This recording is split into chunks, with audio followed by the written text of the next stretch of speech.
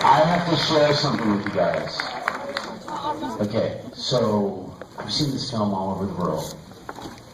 And, you know, you see your own film so many times. You do the intros and you get the hell out of here. And last night, I sat in this room and I had the most insane experience, the most intimate and amazing experience any filmmaker can ever dream of. Seeing this film in this environment is, I would like to say it's exactly as it was intended. I heard things I didn't even know were there. If you look around you, this place is like a church. And all I ever wanted to do as a little boy was make movies. And I used to come here and I saw Close Encounters here and I saw E.T. here. And so to be here tonight with the documentary and to see all these people is such an amazing fulfillment of all these years of work. And it's emotional. So, but I'd just like to tell you a little bit about the film. We'll be here afterwards for Q&A. This is an 8-year undertaking. When I got involved in this project, I was a casual fan. I was not a hardcore fan, I was a casual fan. And I got the keys to go into this archive, and I didn't know what I was going to find. And essentially what you're going to see is what I found. I thought Kurt was a singer of Nirvana and a musician, and that was about it. One of the things I discovered was that he was as much a visual artist as he was an oral artist. And if we think about a film, it's 50% image and 50% sound. And here we have an artist who worked both orally in sound collage, music, film score, spoken word. You're going to hear him narrate some amazing stories. And visually, he did the Super 8 films you're going to see. He did the photographs you're going to see. He did the cartooning in the journals. And I had never experienced anyone like that. If you're going to tell the story of Kurt Cobain, don't go interview 50 fucking people, excuse my language, and ask them about Kurt. Go to why we're all here. The art. Because he could express himself better than anyone. In that way, maybe not better than anyone, but you know what I mean. In a way that brought us all here. And you know what's amazing? What you guys are making history tonight. Nobody's here because they saw a TV ad. Nobody's here because they saw a poster. We're not advertising. And yet we filled up the dome. And that's Kurt.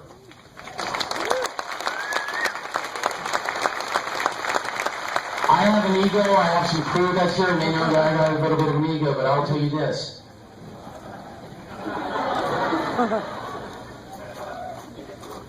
I was, and I mean this in all sincerity, I was a servant. Because Kurt, this is his autobiography, and I just have to find the pieces.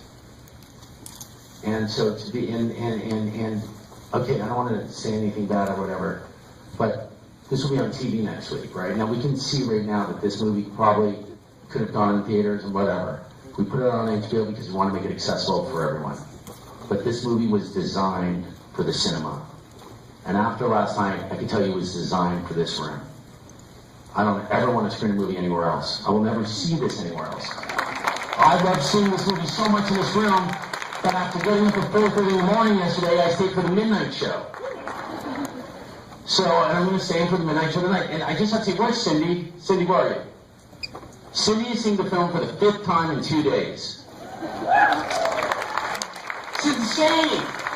So, really quick before we go, we're going to be a video for a little talk afterwards, okay? And the reason I'm so excited to see it, because this is a communal thing. We're all in this together tonight. So we'll be here afterwards for a little Q&A. I'd love for you guys to stay. And yeah, I think that's about it. It is a absolute pleasure. Oh, and I have to thank the Arclight. Thank you so much for believing in us and taking us on. This is incredible. If you like the movie, see, I've been introing in the other theaters, and it's terrible because I go, okay, if you like the movie, I hate to say this, but tell your friends to go see it in the Dome. And then they all look at each other like, what the fuck are we doing here? And I'm like, Don't worry, the color's better where you are, and the screen's not curved, but the sound's not as good. So, you guys get good sound. But if you do like the movie, please tweet your friends, let them know. We're only here for this week, and no matter how well we do, we're gone. So this is really, you're seeing it exactly as Francis and I want you to see it. Exactly as it was designed. This movie, we spent a year on sound design, mixing this thing, so you guys can experience what you're about to do. This is Kurt Cobain, Montage of Heck. It is an absolute pleasure to bring you to tonight. We'll see you after the movie. Thank you so much. I don't know how to answer that yet, you know. It's too early, maybe. And not in the evening. I mean, like in the journey, you know what I mean? I don't know what I've learned about myself yet. It's a, wow, man, I've never been asked that question. I think we're going to ask about Dave Grohl. Just totally threw me off there.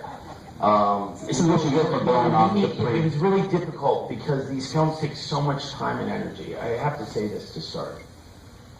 That I've always put through my career the same amount of energy and passion in everything I do. And you think it's always, you know, you hope for something like this, you know. And it's so gratifying. I have to say, it's like a lesson I want to go home and tell my kids tonight, that when you like work really hard and you believe in yourself and you don't compromise, that you can have an experience like this. Because as I said before the movie started, this is, to me, maybe it's just me, but it feels like such an awesome place to experience this movie. And it was exactly as it was meant to be felt. You know, notice I didn't say heard, because felt, because sound to me is like, it's a feeling, it's something you're supposed to feel rather than hear so much in the cinema. Anyways, it was just, you know, it's hard though, because making a film about a father, a boy on this journey, this family origin story, and there's so much work that goes into it, and it's work away from your own family. You know, and there's like, you know, there's this double tragedy, and the more you work for this, the further you are from home. And so it really made me a lot more grounded about my priorities. You know, when people ask what I'm going to do next, I'm going home. You know, and I would just say that I've been on the road for 4 months, or really for like a year and a half working on this film, and this feels like home. Like, not the home that I'm going to need to go to, but cinema home. You know, it's such a great place to land this film after all these months. And to be here with you, like, I really feel like it's like a shared experience, this movie. I don't know if you guys had that experience, but it feels like, you know, seeing with all these people in this room, it's such a different vibe than any other place I've ever screened the film. I've never experienced this before. I want to thank you all for sharing this experience with me tonight, because you know, it really, it makes it all worthwhile. Well, sorry. That's great. I love the answer. Sober. So, you know, the thing that, and this is why this room is so great, and I hate to keep coming back to this, but the way that I approach nonfiction is that don't waste a single inch of space in the sound or in picture. Like, everything is a potential to sort of, for expression and communication. You know, even the interviews, as you can see, like in a lot of documentaries, the camera will just, someone will just put the camera in one place, and then they'll do a whole interview, but that seems sort of lazy, because what are you communicating? So everything, it feels like you have to take advantage of every little place you can, whether it's color or grain. You know, we spent, as anyone here is on our crew, they know that we went crazy on, like, you know, 1 point of grain added to the photo animation, and just losing your mind over it. And like really losing your mind over it, you know, where people look at you like you're crazy, you know, but, I'm sorry, I forgot the question. You were saying nice things about me. I'm sorry, keep going. I can't imagine the feeling that you must have had. I think we all try to imagine what it would be like to open this treasure trove of Kurt Cobain, you know, music and sound collages. I felt so selfish for 2 years. I mean, I gotta say, honestly, one of the things, the hardest things was, we opened all that stuff a couple years ago, and you would hear these things like, how is it possible that recording that Kurt does, where he's talking about his child, the sexual traumas, how is that been in a box since 1988. It's insane. Yeah. And you have all these people like investigating him and trying to understand him, and like there's this tape in a box. You know, it's mind-boggling, and you hear it and you go, wait a second, there's no way nobody ever heard this. And you know, I called Tracy, do you remember this? No. Chris, do you? No. Same thing with the Beatles and Electra. You know, and same with the 85-minute soundtrack we're going to put out this summer, which is 2 of these songs in all new material. That's really awesome. And it's like, it's a concept album that's supposed meant to feel like you're like a hot summer day at Tracy's apartment in Olympia, and it's so awesome because he seems so happy. And that was the thing that my favorite moments of the film to work on, were those moments of joy and levity, and it seemed like he was most happy when he was by himself. And that's also might have been missing some of the previous attempts to do Kurt's story, because there's no one there to testify about that except Kurt. And because he kept these records and he would roll on the boom tape, and the happiest I ever heard Kurt was in that apartment or playing by himself. And so that scene at Tracy's apartment to me is so joyful. And it was such a gift to be able to give that out, you know, to hear that and then go, we're going to put this out there. Because it just really completes the picture of this man. It was like meeting an old friend for the first time. Like you knew that, but then, he's so, and now, we like him so much. I don't know about you, I like him so much more now. Like I liked him, but now it's like there's this other side, and there's this romantic side. And I was also thinking of something today, watching the film for the first time tonight. And, you know, I think the film really challenges people's ideas of Courtney, because for the first time you're not seeing her through the media, you're seeing her through Kurt's eyes. And, like, you know, those scenes aren't staged. Someone the other day at Seattle, someone you probably know, Alice Wheeler, like, came after me and said, Courtney was in the edit room. You know, and I was, like, in her hometown with all of probably your friends, like, staring me down, you know? And it was, like, a really uncomfortable situation. It felt like a terrible thing. Like, this isn't a film about Courtney, it's a film about Kurt. You know, and because he loved her, like, what the fuck, I don't know, it's like, don't pollute it. You know, there's so many people that were a part of Nirvana and that aren't a part of the film, because obviously you had so much information to process from so many people and so many... I don't like information, though. You know, that's the other thing. I was like fact-checking sort of in this one scene and thinking, like, you know, someone else said the other day, like, how do we know those are all the bands? Like, it just seems like it's Kurt's work, and it speaks for itself. And I'm not into fact-checking in that sense, you know. I'm into the experience of it. I think facts, and I don't mean that I'm not into the truth, because I am as invested in finding the truth as anyone else. And I don't mean like the truth I mean the emotional truth. And that's why this film for me was such a perfect fit, because Kurt's so expressive, and it's you know, this, I mean, I feel like this is how the Kurt film should be. And anyways, I don't know, I'm sort of... That's great. It's so weird that you coined grunge, and I don't mention grunge. Did you notice that? Thank goodness, by the way. There's no grunge in Seattle, because it's about a boy named Kurt. And the only reference point, it wasn't a reference point, but last summer I saw Boyhood. And I turned to my wife and I said, that's about as close to this film as I think I've experienced. Because I feel like in this movie we go through life, we go on this journey with a boy named Kurt.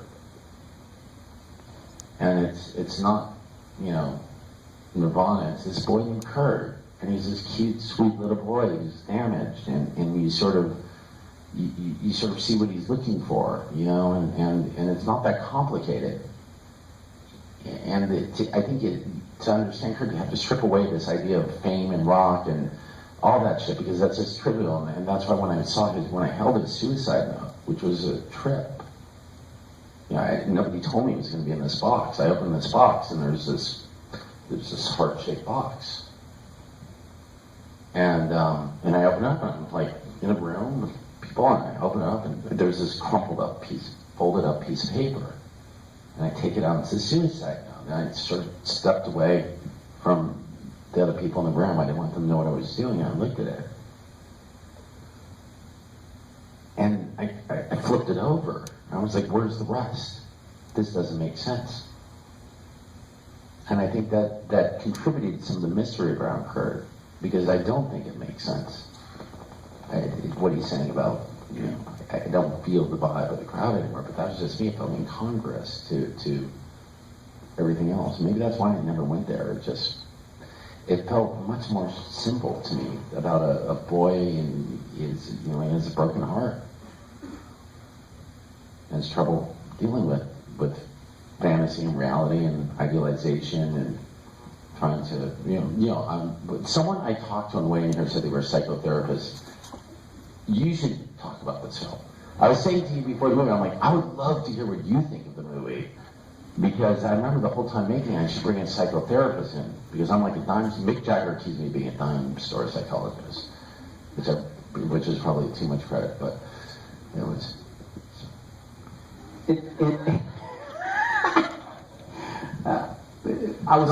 Can we be less sober for 1 second? Sure. It's so awesome that all of you people have stayed for a Q&A at the Arclight in the Dome. Can we come back next week and do this again or so? I mean, it's like, I feel like you should play this movie every Friday night and Saturday night, and we could all come back. I love it. And just listen. You can turn the lights off. Can we go back to the sober? Yeah. It's a very sober film. Well, the film has an unbelievable, I mean, everyone must be exhausted. I know I am, and I've seen it already, and I'm exhausted again just from the roller coaster ride of the film. And watching Tracy and Don particularly talk about the situation, I cannot imagine being in the room, sitting there talking with them, and what it must have taken to. You obviously are a very charismatic guy. You can get people to feel comfortable. I'm comfortable sitting here with you, and I'm just trying to imagine what was more difficult. Was Don's interview? Don blew my mind, because Kurt had made him out to be the boogeyman in all of his stories. Really vilified Don. And I've interviewed Wendy before I met Don, and I knew Kim really well, and she had no relationship with Don. I hadn't talked to him, I think, in like a really long time. And so in my mind, Don was the boogeyman. And then I met him, and like within 2 seconds, he didn't seem like the boogeyman, per se. And he seemed so consumed by pain, guilt, not guilt, just regret. I don't know, I can't even put it, he kind of exploded. And we sat down, and he's never done an interview, or an on-camera interview. None of the family had, which is just like remarkable. If you think about, once again, all these people trying to investigate Kurt and the family origin story, which is clearly where most of our problems start, and nobody interviewed them. And so Don comes in, and I sit down, and we're lining up the shots, and he just went on a 9-minute monologue. I didn't say a word. And he went through the whole arc of his experience with Kurt. And it was interesting, and then he would follow it up by saying, I'm not very articulate. I can't express myself like my son. And he was so self-deprecating. And he would burst out in tears. Several times, so there was a guttural. And it was really intense. And we were in Seattle the other night, and I didn't even know it, but his son Chad was in the room. Kurt's brother, half-brother. And I felt the need to sort of stand up and talk about how courageous Tom was to participate in this film. And what a blessing it was, because I don't even know how would I make that link, without it. And that was the same thing with any of those 5 people. If any one of them wouldn't have participated, the whole thing would have collapsed. Because you can't just have mom and sister and everything, and not Don. Or Don and sister and not Wendy. You have to have all of them for it to sink. So that was really, the interview with Don really, that was the most intense. Tracy, Dawn was really intense. Yeah. But out of all that, you only got a few words out of Don on film Well, because he kept he kept going, Jenny, and then finally I was like, Jenny, can you just come in here and sit down? And I'm so sorry because she's just wearing whatever she was. She didn't think she was going on camera that day, and she came and sat. And that's not even Dawn's house, by the way. It's in Burbank, but that's the thing. But I thought it looked like Washington. We specifically, because I grew up in the Valley, and I remember those homes with that wood. You know what I mean? Does anyone live in Burbank? I don't know what you call that wood paneling, but it reminded me of like Bellingham, Washington. Because Dawn was in LA, so then you get this whole thing of like, oh, we got to go shoot him in a hotel. And I'm not shooting. That's not my. You know, I feel like the environment should be reflective of the character. You know, you need to create a relationship and don't waste the space.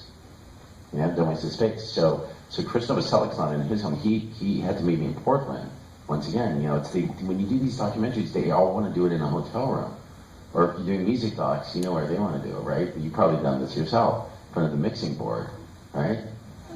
It's a safety net. Yeah, that's like, you know, you like immediate, like, gotta leave the movie if you see someone in front of the mixing board. Maybe that's why Dick Grohl's not in the movie. Didn't he do a whole movie about a mixing board? That was really not cool. I apologize. Had to lighten the mood, that's all. So, Robert Evans, Rolling Stones, Kurt Cobain, where are you going with Going this? home, I told you, man. I'm serious. I'm going home. I want to be with my kids. Yeah, I can only imagine. Well, does anybody? I know we are super late getting out of here. I just gotta say really quick. I have a lot of people I think who worked on the film here. Is that true? In the back. Can you guys just all the people I tortured stand up for a little bit? I just want to acknowledge you. Thank you guys so much. Hey Tracy, I gotta call you out. Tracy, raise your hand. Raise your hand. When you make these films, it's a little bit like combat and trench warfare, and you're always looking for someone who can like put up those hours and stay the same way. And all these people, and particularly Tracy, just really was there. You were the first one on the job, so I really appreciate everything. And I can't tell you how much I appreciate all of you. Oh, are you going to be questions? Oh, yeah, I was going to just kind of see if we had a minute to throw it out there. If anybody has any questions, see if I can get this out to you. Okay, one question. Who wants it the most? Before we do the one question, as I said at the beginning of the movie, now I got to do this silly thing, but we don't have any advertising. Please, if you like the movie, tweet your friends, tell them to come see the movie tomorrow. We're only here this week, and it really, as you can now see, and I don't mind if you put this out on social media, you need to see this in a movie theater. Yeah, this is. So, thank you. It's like, dude. Hey, what's up, man? Oh, wow, that's really good. Right. Great job, the movie was fantastic. Really moving, just moved several times. Question is, did you find any almost guilt or getting into someone's privacy about, like, going through his journals, going through the actual writing, how much? You know, I was working for Frances. Yeah. And it's her right. She's next of kin. Yeah. So, to me, there's like, that was a hall pass. Did you come across anything that you almost thought, you know what, maybe this was not meant for this was too rare of an opportunity to go straight into it. Yeah. So we didn't shy away. If I was doing it with the Stones, there would be a different story. But the family, you know, it's a film about Kurt Cobain, and to be honest and have integrity. And yes, I know what you're saying, is there's stuff that's some stuff that should remain private. And of course there is, yeah, but not for reasons, you know, stuff that would just be sensational or exploitative, you know? I didn't feel like anything was sensational or exploitative. No, not at all. I just kind of felt like you got through it. Thank you. No, you know, it's a totally valuable question though, you know, but most of what you're seeing is the art. You know, it's interesting. I think the film, you get a feeling of this, you're like looking at stuff you shouldn't look at. You know, and it's so intimate that it feels voyeuristic. You know, but just on that note, you know, I feel like he was making this art, you know, and art to me should be out there, and I think, so it wasn't. We just went for it, and you don't have those opportunities very often. I'll end on this note. all of the Cobains, Wendy, Dawn, Courtney, and Francis, should absolutely be applauded for allowing this film to happen. Because I don't know another icon that you can see this vulnerable, and maybe it's a lesson to others that we're all human, we're all fallible, and I think we all, there's things that Kurt does in this film that are disturbing, but it doesn't diminish our appreciation for his expression and his art, which is why we're all here. So, on that note, I know this movie's very sober, but if you're having a drink tonight, let's make a toast to Kurt for entertaining us the last few hours. Thank you very much for being here tonight. Montage of Hacks available this week. Thank you very much.